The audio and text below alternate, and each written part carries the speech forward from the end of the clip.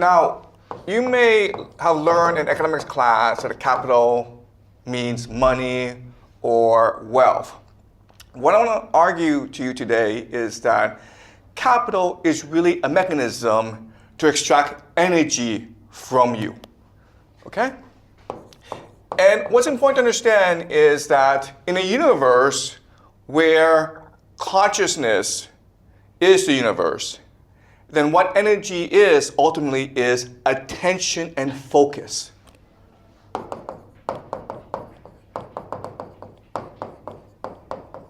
Okay?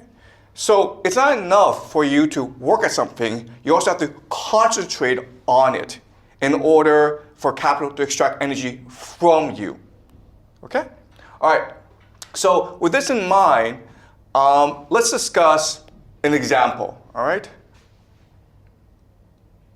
Okay. So the most basic example is you have a landlord class, and they're trying to extract energy from the peasant class.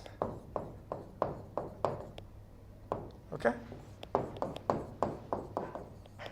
Now, before, traditionally, we've understood energy as maybe grain.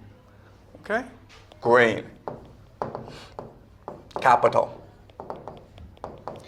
But the problem with this is you're actually not that extracting that much energy from the peasant because it's not that hard to grow grain. Also, grain can be stored. Okay? So, in other words, as a landlord, your priority is not necessarily just to extract rent from the peasant. Your priority is somehow to get the peasant to focus entirely on the task at hand. And to do that, over the centuries, landlords have figured out certain ways or certain mechanisms in order to extract the most value from the peasant class. Okay? So let's discuss the mechanisms. The first is that we've transitioned from slavery to freedom. Okay?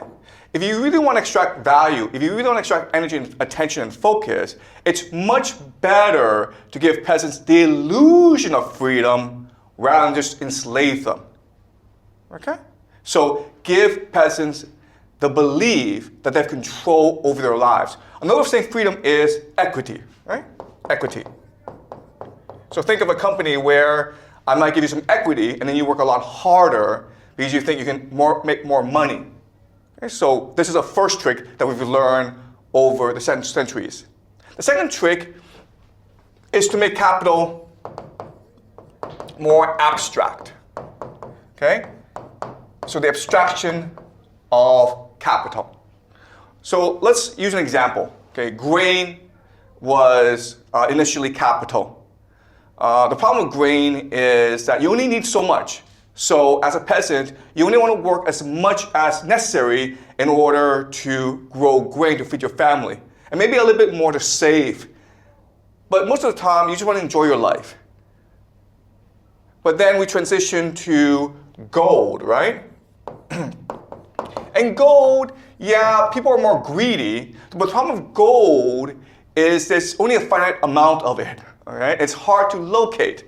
So only a minority would expend all their energy trying to locate gold. Okay?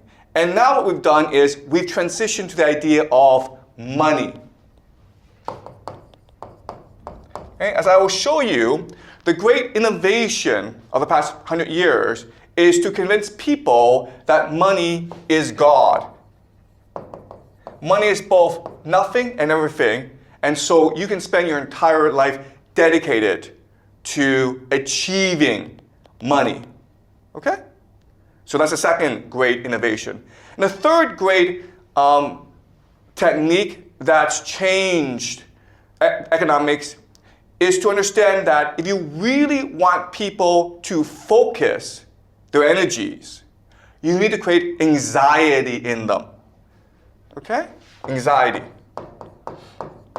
And how do you create anxiety? Well, the best way is to create the idea of debt, right? So I'll lend you $1 million today, and you enjoy it, but then you have to spend the rest of the time paying it back. The problem with this, of course, is that there's interest, and so you can never really pay it back, which causes anxiety. And so the idea of debt, I can extract much more value from you than if you were not in debt. Okay? That's the first tool. Second is the idea of inequality and poverty, where a certain class of people are poor, and they'll always be poor. And that incentivizes, encourages the middle class to work even harder. All right? The third mechanism of anxiety is wealth destruction. What is wealth destruction? Simple. War or depression, right? When the economy collapses, when all your wealth vanishes. The idea here is, listen, if the peasants work really hard and they store up a lot of grain, they have a huge granary, they don't even have to work anymore, right? So as a landlord, what do? We go burn down the granary. All right? So war is not just a mechanism to expand capitalism, but it's also a way to make people more anxious because you destroy their wealth and therefore they have to work a lot harder. Okay? So again, in economics class, you may taught that the point of capitalism is to accumulate more capital. No, guys. The point of capitalism is to focus the energies of the peasants. Okay? Because the attention, the focus, is what makes society much more energetic. And that's the end goal. All right? So if society is wealthy, that's actually a good thing because it makes people lazy and complacent. And so the way to resolve this issue is by constantly engaging in wars and by having the boom-bust cycle that you might learn in economics class, right? So in economics, you might learn that the boom-bust cycle is natural to capitalism. It is not natural to capitalism. It is artificial. The people in charge artificially destroy economies, to destroy wealth, to make the peasants work a lot harder. Okay? So are you guys following along? Okay? So that's the strategy that we've learned these past few centuries. And that's why in today's society, we are the wealthiest society ever in human history, and yet at the same time, we are the most miserable, we are the most anxious, and we are the most in debt, okay? Because the landlord class, the capitalists, the elite, what they figured out are three mechanisms in which to extract as much energy from us as possible. First is to give us the illusion that we have freedom in our lives, we have the freedom of choice, that we have equity in society. We can vote for our leaders. When in reality, it's all just an illusion. Okay? Second is to make money God, the end-all and be-all, both nothing and everything, the very focus of your life. And because money is so abstract, you can spend your entire life trying to achieve more and more of it, and yet at the same time, achieve nothing and nothing, okay? So think of like someone like Jack Ma, who has like more money than he can possibly spend, and what does he want? He wants more money, okay? And the third is to create anxiety in society so that people's entire existence is one of stress. And as a result, people are much more focused on work and wealth creation. Okay? And you do that by a constant process of wealth destruction. All right? So, but the problem, of course, is that when you push people too hard, when it becomes so obvious you're exploiting people, then people will eventually revolt against you. So the solution that we figured out is, what we can do is we can actually move, okay? The landlord class can actually move somewhere else. And so when the anxiety becomes overwhelming, what will happen is the peasants will destroy each other, and the landlord moves somewhere else to the capital, and they'll come back when the peasant class have completely exhausted themselves, and they're willing to rebuild society, okay? And this process is what rules the world today. It is what we call transnational capital. In other words, the wealthy people of the world, they have absolutely no loyalty to nation or to people or to place. They only have loyalty to their capital. And they're willing to move to wherever they can wherever they have to in order to keep their capital safe and to grow it.